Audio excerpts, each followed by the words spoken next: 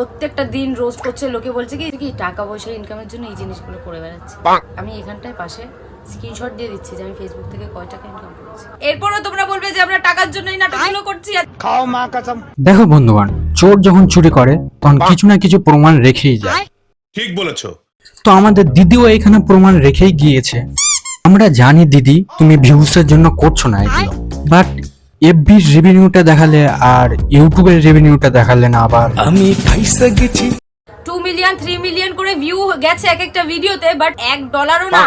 এরপরও তোমরা বলবে যে আমরা টাকার জন্যই নাটকগুলো করছি। আজকে ফেসবুকে হয়তো ভাইলেশন পড়েছে বলে রেভিনিউটা জেনারেট হয়নি, বাট ইউটিউবে তো হয়েছে। ঠিক বলেছো। আবারও বলছি, জানি ভিউসের জন্য করছো না। একটা জিনিস জানো তো দিদি, তুমি যতটা নিজেকে চালাক ভাবছো তার থেকে তোমার সাবস্ক্রাইবার গুলো বেশি চালাক, তো সহজে চুতি বানাতে পারবে না। এবার কমসে কম সবাইকে বলো যে প্র্যাঙ্ক করছে।